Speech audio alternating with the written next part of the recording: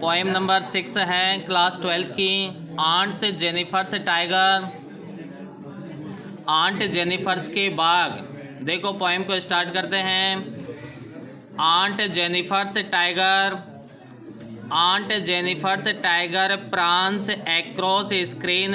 देखो aunt Jennifer है वह पर्दे पर बागों को उकेरती है, उकेरती है मतलब होता है बनाती है। तो देखो इसमें ये बताया गया आंट जेनिफर के जो बाग हैं, प्रांस मतलब होता है उछलना कूदना, उछलते कूदते हुए दिखाई देते हैं। एक्रॉस द स्क्रीन, स्क्रीन बोला जाता है पर्दा, अर्थात आंट जेनिफर्स के जो बाग हैं वह एक पर्दे पर उछलते कूदते हुए प्रतीत होते हैं।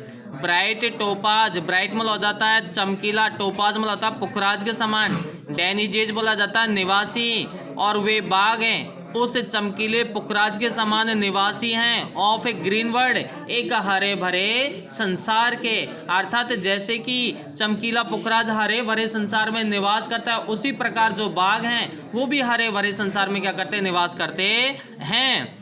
They do not fear the man beneath the trees, और आंट जेनिफर्स के जो बाग हैं, दे मतलब होते हैं वे, बाग के लिए आया भैया दे शब्द। आंट जेनिफर्स के जो बाग हैं, डू नॉट फियर, फियर मतलब होता है डरना या भयभीत होना, वे बिल्कुल भी भयभीत नहीं दिखाई देते हैं। द मैन, उन व्यक्तियों से, बीनीथ द ट्रीज, जो उन वृक्षों के नीचे व्यक्ति खड़े हुए हैं, उन व्यक्तियों को देख करके वे बिल्कुल भी भयभीत या डरे हुए नहीं होते हैं। दे पीस इन स्लिक शिवार्लिक सर्टेनिटी, और वे जो बाग हैं, पीस बोला जाता है गति करना या भ्रमण करना, वे जो बाग हैं वो गति करते हुए भ्रमण करते हुए दिखाई देते हैं। स्लिक मतलब होता है आकर्षक तरीके से, शिवार्लिक मतलब होता है शौर्यपूर्ण या गौरवपूर्ण तरीके से, बिना डरे हुए, सर्टेनिटी बोला जाता है निश्चितता के साथ है। और आंट जेनिफर्स के जो बाग हैं वे शौर्यपूर्ण तरीके से, निश्चिततापूर्ण तरीके से, आकर्षक तरीके से भ्रमण करते हुए प्रतीत होते हैं, अर्थात दिखाई देते हैं। अर्थात जिन बागों को वह पर्दे पर बना रही है वे बाग शौर्यपूर्ण हैं, अर्थात निडर हैं, निश्चित हैं और आकर्षक हैं, और जो बाग हैं वो उस पर्दे पर उछलते कूदते दिखाई दे रहे हैं। आंट जेनिफर्स फिंगर्स हैं, आंट जेनिफर्स की उंगलियां, फिंगर्स बोली जाती हैं उंगलियां। फ्लैटरिंग, फ्लैटरिंग बोला जाता है फड़फड़ाना।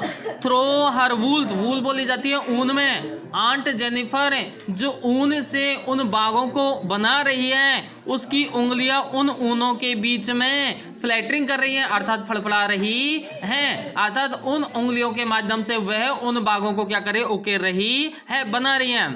Find even the ivory needle hard to pull, और देखो फाइंड मतलब होता है पाया, आवरी नीडल बोला जाता है हाथी दांत से बनी हुई सुई, नीडल बोली जाती है सुई, आवरी बोला जाता है हाथी दांत की, हाथी दांत से बनी हुई सुई। हार्ड मतलब होता है कठिन या मुश्किल, पुल मतलब होता है खींचना।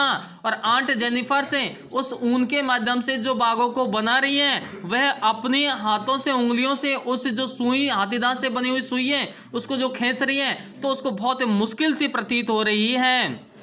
क्यों?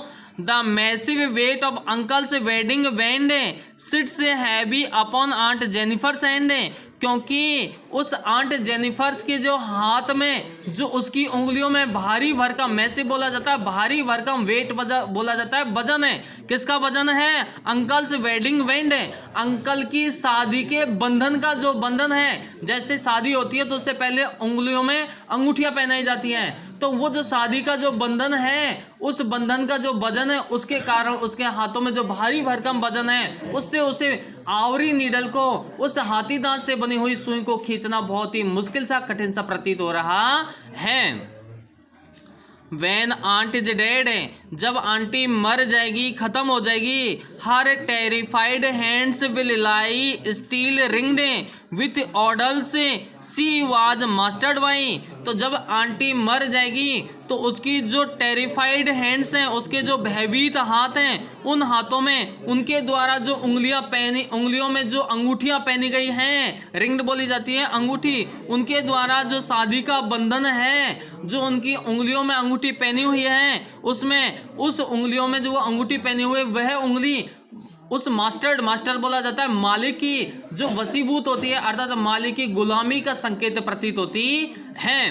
अर्थात ऐसा प्रतीत होता है कि यह अपने स्वामी की क्या है, स्वामी भक्त है, ऐसा प्रतीत होता है। The tigers in the panel that C made, और जो उस पर्दे पर वह जिन बाघों को बना रही है, सी मेड मतलब था वह बना रही है, उस पैनल पर, उस पर्दे पर उसने जो बाघों को बनाया है, विल गो ऑन प्रांसिंग, वे उछलते कूदते हुए जाएंगे, प्राउड गर्व के साथ, अनएफ्रेड बिना भयभीत हुए, बिना डरे हुए, वे गर्व के साथ बिना डरे हुए पूरी तरह गर्व के साथ आगे बढ़ते हुए प्रतीत होते दिखाई दे रहे हैं। ये आंट जेनिफर्स टाइगर, ये आपकी पोएम है, पोएम नंबर 6 है।